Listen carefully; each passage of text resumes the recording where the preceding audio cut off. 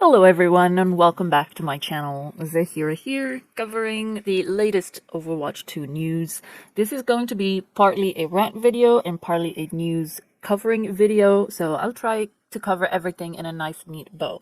Also, I apologize in advance for the audio quality of the video. My voice will not be neatly cut as usual because I have no time to edit, and if I want this video to come out on time, that's what I'm gonna have to do.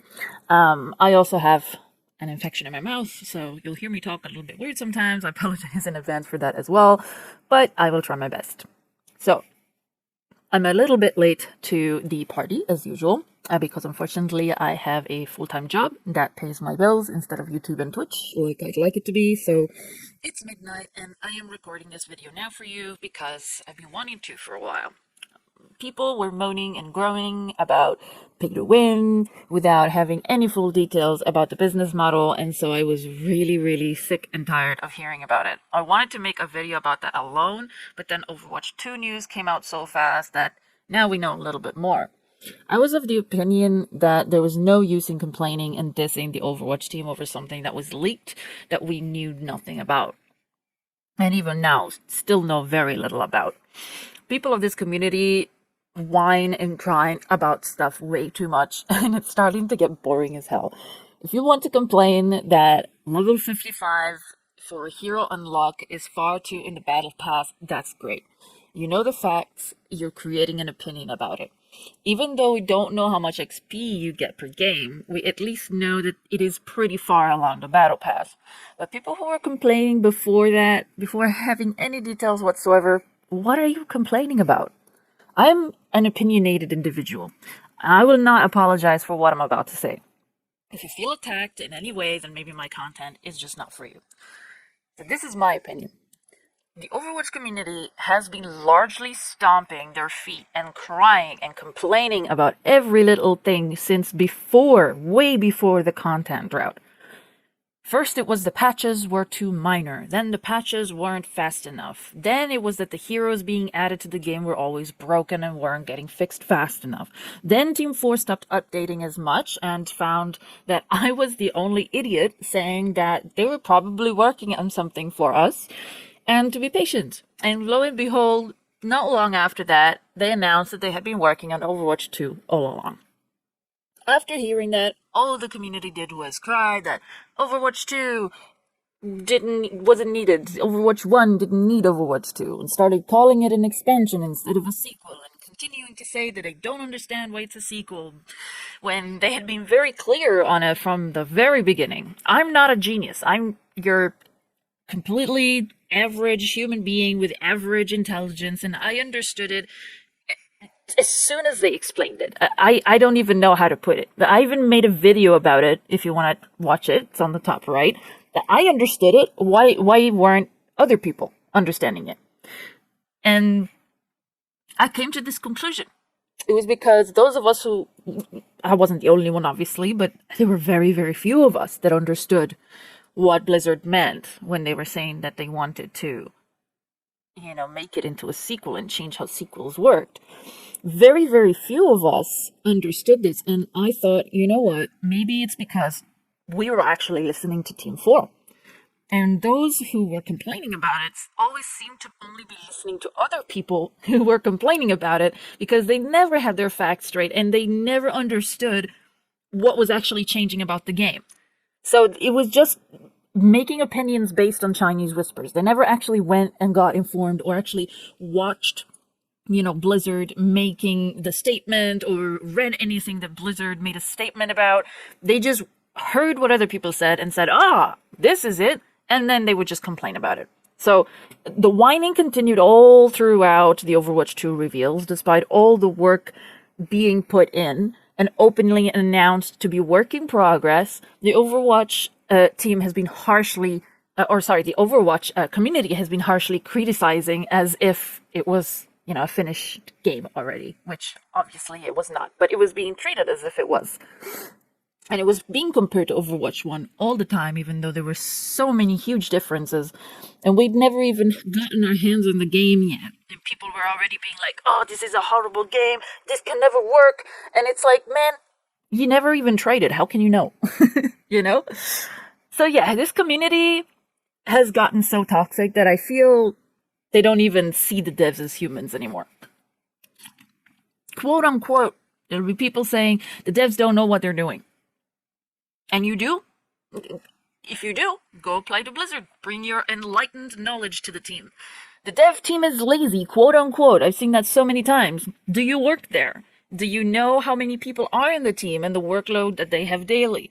You know if they pull any overtime or how much they get paid? Oh, you don't? So what facts are you making your judgments on? Who do you think you are calling real, actual people who work every day into a game that they love and criticize them as individuals and judging their work when you know nothing about it? Seeing all that attitude, it's just been pissing me off more and more the more time goes on. And I just felt I really needed to say something about it now, because this was like the cherry on top for me. The information was leaked. We knew nothing about it, and people were already complaining. And you could clearly tell that the Overwatch team was really upset that this information was leaked, because they probably had some pretty cool shit planned on like the whole reveal and everything. And it got ruined. It got ruined by people leaking shit.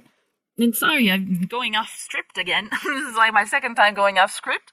But, you know, people have feelings, guys.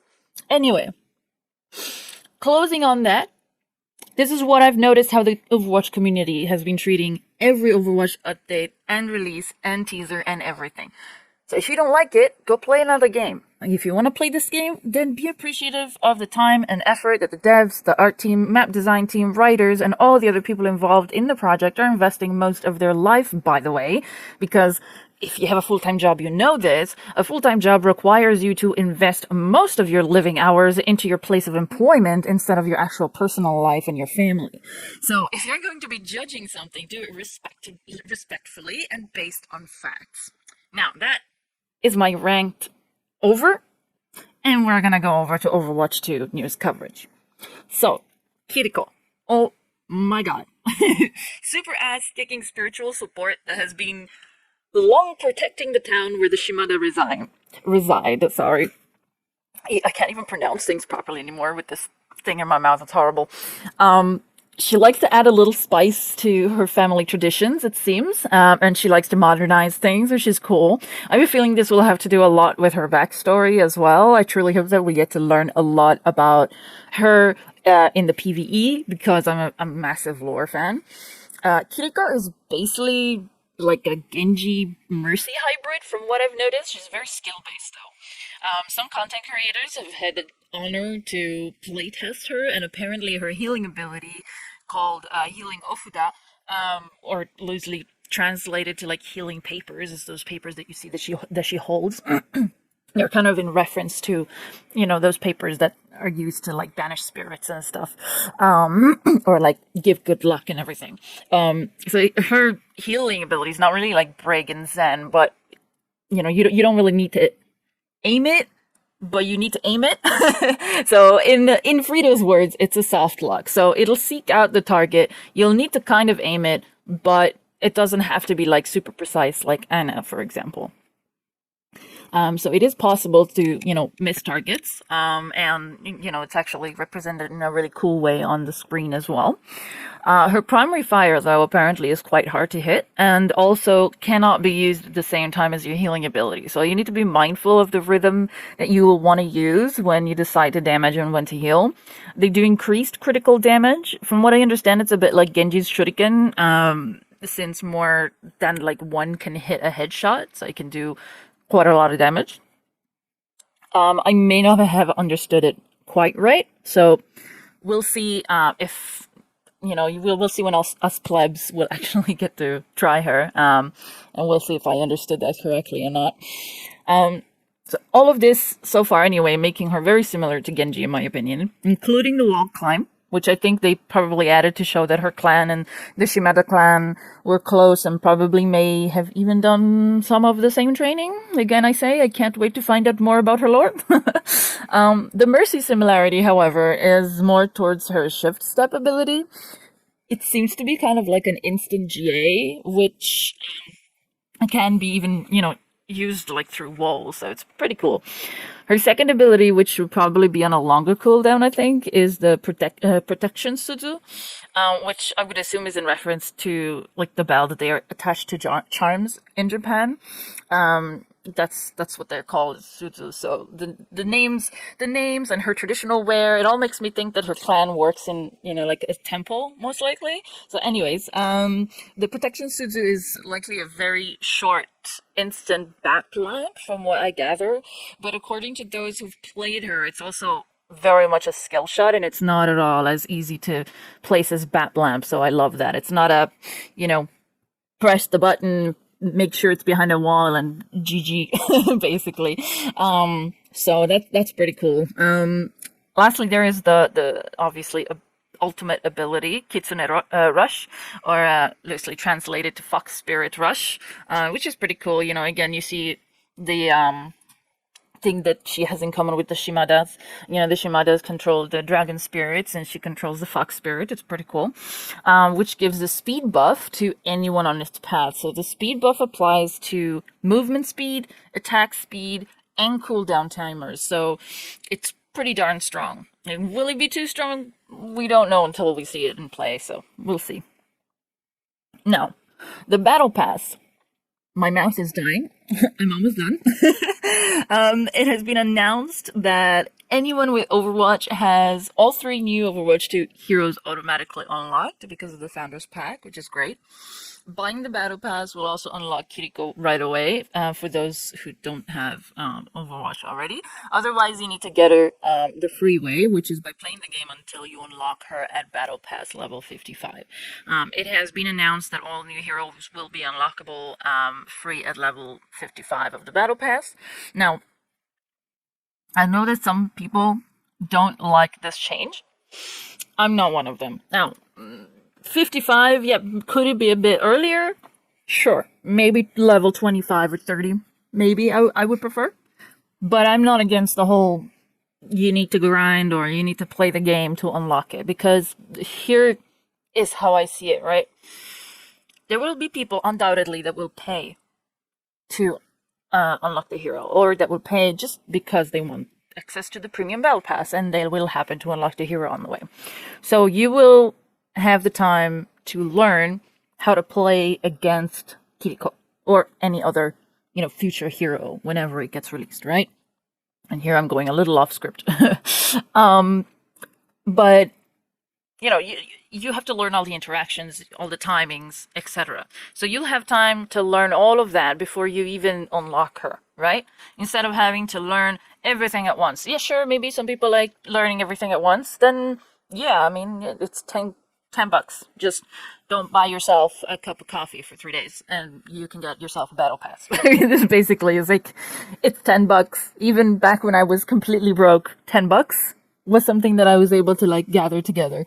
It's something, you know, it can be a lot for some people, but if it's really that much, you can still play the game and reach level 55. And I'm sure I've been one of those people, my friends, who really cannot afford that $10. And you'll happily grind until level 55 and unlock that hero because you don't have to spend money. The ones who are being stingy, funnily enough, usually are the ones that have the money. They just don't want to spend it because they're like, why do I have to pay? I want it now. Well, you know, it's free to play. And this is what I've always thought from the very beginning about free to play games. Since before I played any FPS games that were like that, actually. My very first free to play game was L-Sword, which is a Korean MMORPG video game, 2D. It's a platformer, and I was like, wow, oh my god, this is free. It was the first game I ever played that had a lot of features, and it was free.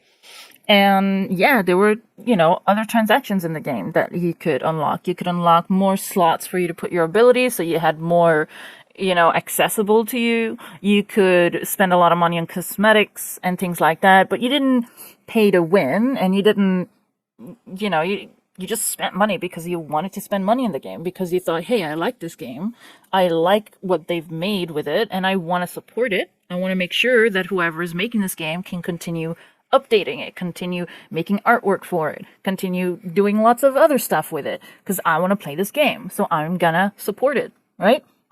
And that's the whole basis of free-to-play games. And I love that, because I would rather have a game for free, try it, if I don't like it, I'm like, okay, I'll never play it again. Or I would prefer playing it for free, being like, wow, this game is amazing, and occasionally spend money in it when I want something. I would prefer that. Maybe not everybody prefers that, but I am definitely one of the people that, when I found out about the free-to-play model with Sword, I thought it was freaking genius. I loved it.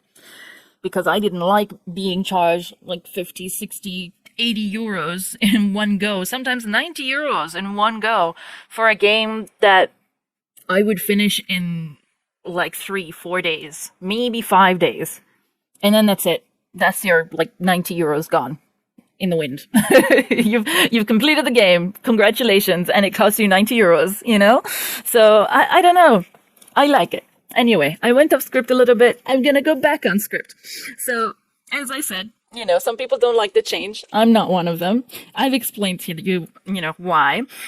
But there's also another reason why I'm really, really for this change.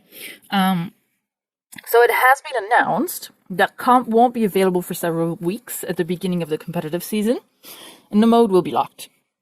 So I think there's lots of people out there that would say it's an unpopular opinion and it's a horrible idea. Why can't I play competitive? That's all I play. That's all I want to play. I think it's a freaking wonderful idea. And as I said, maybe I'm in the minority, but I love the idea. First of all, no more games with people logging on Overwatch competitive, drunk out of their minds, just throw games just because they feel like playing Overwatch and they want to play competitive. No other reason, just that. No more people who haven't played Overwatch in months and come to play competitive instead of quick play to learn the new patches, the new ins and outs of the game, and indirectly throw your games, and then you have to be all nice about it and be like, it's okay, you haven't been here for like 8 months, that's fine. And instead of like inside, you're internally screaming and you want to throw a shoe at them and be like, bro, just like spend 2 days in quick play. That's all it costs. 2 days in quick play, then you'll know, Or, another thing is how people are just toxic. People are so toxic. You know why they're toxic? Because they're doing the same thing over and over again all day, every day. And humans typically get tired of doing the same thing over and over again, right? You lose the fun out of it. And people have gotten themselves in this weird addiction zone where they just insta-queue competitive and nothing else. And competitive being, a mode built on competition and competing, it's obviously not somewhere where you can just turn off your brain and relax, right? Only something where you can turn off your brain and relax, you can just insta-queue for hours on end, for days on end, without getting frustrated or tired of it, because you're turning off your brain. You're doing it for fun. But competitive is not built for that. So people just queue in, the games go well, they're having fun. The games go bad, they start getting tilted. If there's many games that go bad, they will get even more tilted. Then they start throwing games, and then other people will get tilted because they threw games, then they're going to throw games because they got tilted. Intentionally or unintentionally, you are going to throw games if you're tilted. It's just human psychology. Your brain is not going to focus on, I need to pay attention to this. This person is going to kill me if I stand there. No, your brain is going to be thinking, fuck this game. Why am I playing this at this time? Like, fuck the people I'm playing with. Blah, blah, blah, blah. And all you're going to be doing is swearing and thinking about how much you hate this game when you could just be having fun. And you know how you can just have fun? By not playing competitive. It's really that simple. You just take a break. Play quick play. Play deathmatch. Play an event. Play something else. Play a different game. Just stop playing competitive. Because that's what it is. It's competitive stuff. You speak to anybody, even in like competitive sports, like actual physical sports. If you speak to people who are way too focused on the competition, their mental health is not good, right? Because they're overly focused on winning. And when things don't go their way, they get really upset. And it's like that with any competitive shit. And this takes that away. This forces people to chill the fuck out for a few weeks, try out the new hero, understand the new hero, play against it, understand, all the interactions against and with the hero. Then you unlock the hero if you're not paying for it, and then you can finally actually understand the abilities in first person and be like, okay, this is the range. This is how I need to aim it, so that you can understand how it works in first person. And in the meantime, all of that is happening without the pressure of having to win the game and having to climb that star and getting that rank. No, all that is just out the window. You're just sitting there and you're like, this is cool. I'm chill. I'm playing with my friends. Oh yeah, and by the way, you can queue with all your friends. You can 5-stack with all of your friends. And you won't care about your rank at all. You just queue. That's it. You're done. It doesn't matter whether your friend is masters or you're bronze. You can all queue together because it's quick play. You actually have way more fun. How many content creators out there have you seen taking breaks from Overwatch and then coming back from Overwatch and really enjoying it again because they took a break? Or people who stopped playing competitive for a while and just started playing quick play and were like, wow, this is really fun again. I wonder why. And it's like, bruh, it's because it's not competitive. You're not putting that pressure on yourself to win. So yeah, I'm just going on a spiel about that now. But that's basically why I think it's a brilliant idea. It's putting people in the chill zone. I don't know if you've ever tried to spam things on Discord, but if you spam too fast, it'll force you into a chill zone. And at first you're going to be pissed off and you're like, but I want to send this. Why the fuck are you stopping me from sending messages? But after you've been put in the chill zone, you actually kind of calm down and you're like, yeah, okay, maybe I can send messages a little slower. And you just chill the fuck out. Sometimes, you need a timeout and somebody needs to tell you to shut the fuck up and chill out. And this is Blizzard's way of doing it. And I think it's fucking amazing. It's genius. I love it. Okay, moving on. Moving on. So, oh yeah, and for those of us in lower ranks as well, that's the next part back on script, promise. There's way more casual players in lower ranks as well, where they see just competitive as any mode, not an actual competitive mode, because it's so easy to access. You reached level 25?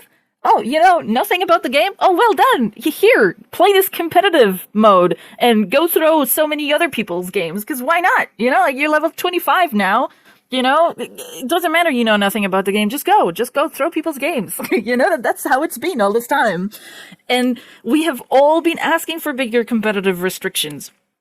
So those of us who actually play competitive and want to improve and want to be good at the game and want to, actually compete, we get to have more people of our mindset in the games now. We've been asking for something to gatekeep the competitive, scene, and now we're getting it and people are upset. And it's like, bruh, this is perfect. No more throwers, and if they're throwers, man, are they gonna get mass reported even more than now. So this also, by the way, disincentivizes Smurf accounts. Because if the 4chan leak is real, then you need all heroes to be unlocked to play competitive, first and foremost.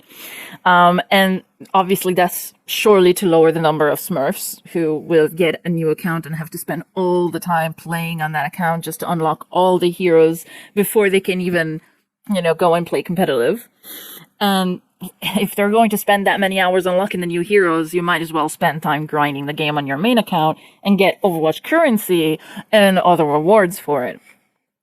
Now, the battle pass for this season anyway, it'll give immediate access to Kiriko, 20% experience battle pass boost, which is pretty cool, the Mythos skin for Genji, 5 legendary skins and 1 epic skin, 3 plays of the game intros, plural, 4 weapon charms, 3 emotes, 3 souvenirs, 6 poses, 6 name cards, and 30 plus additional cosmetics rewards, which are probably very, very little things if they don't feel it's worth mentioning.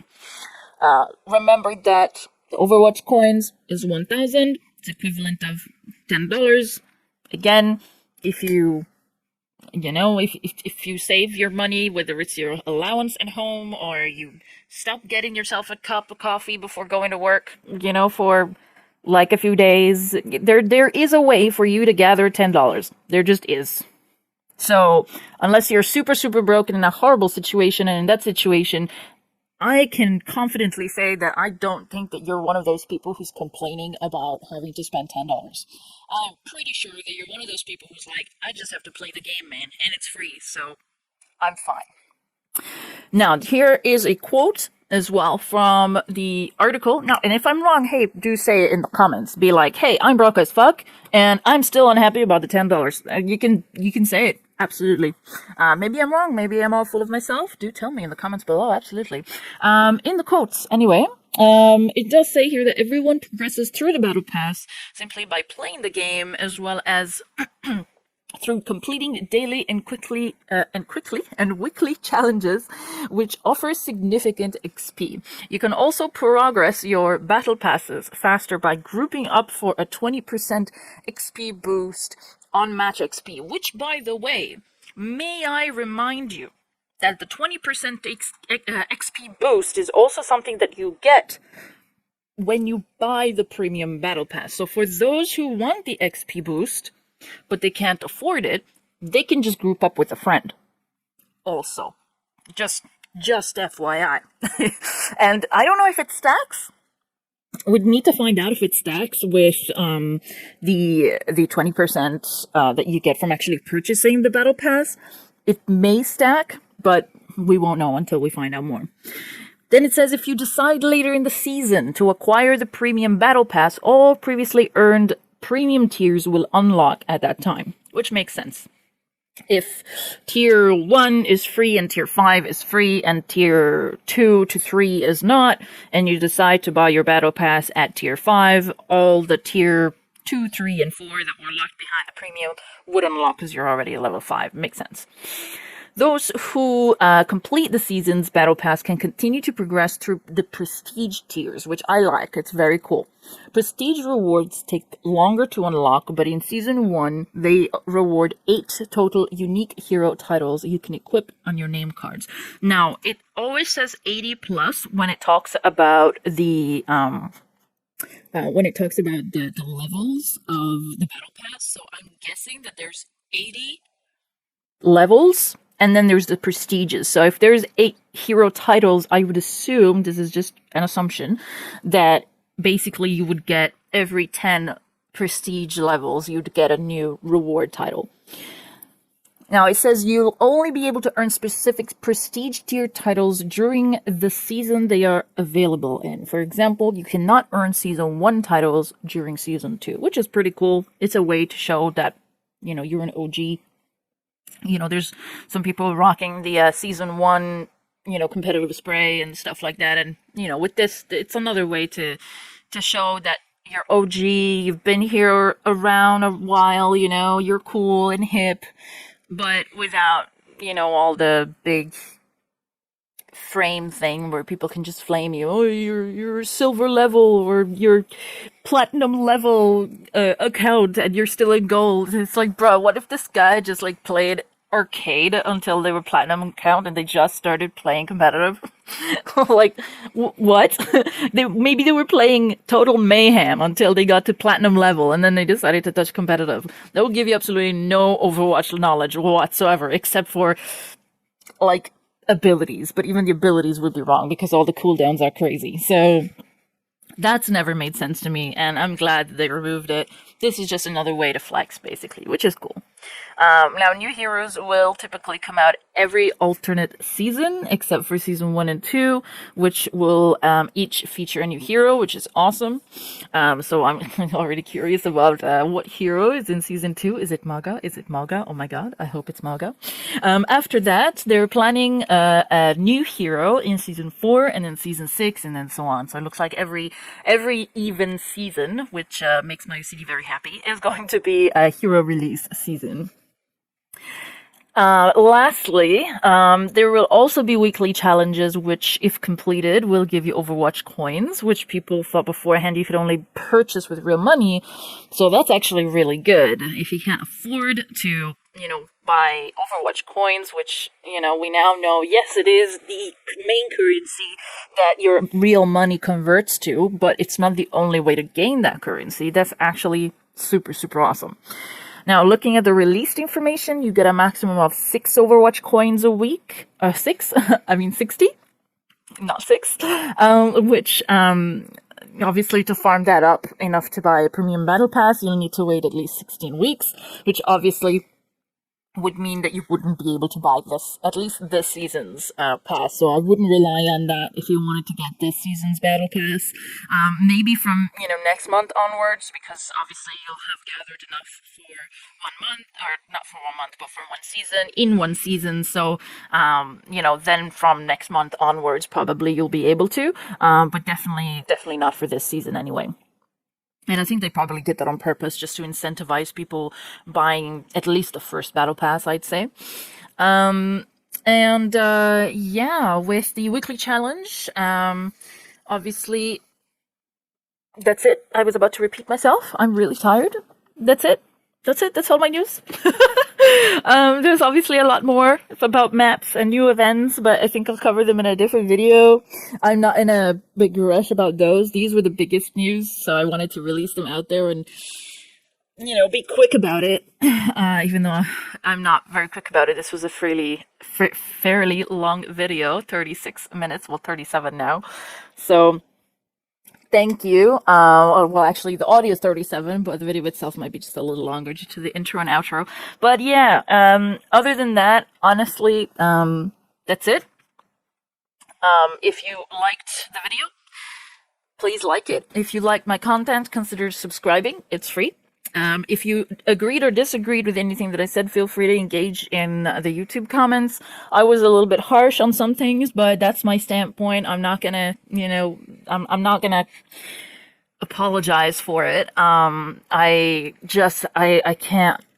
don't like seeing people being treated like that. You can complain all you want, but treat people like people, so that just kind of, it was the cherry on top for me. I couldn't deal with it anymore. I just decided to talk about it. If that gets me some hate, I don't give a shit. Anyway, thank you for watching. Have a lovely rest of your night or day, whichever part of the world you're in and whatever time you're seeing this video. Have a good time. Until next time, goodbye. Bye bye bye.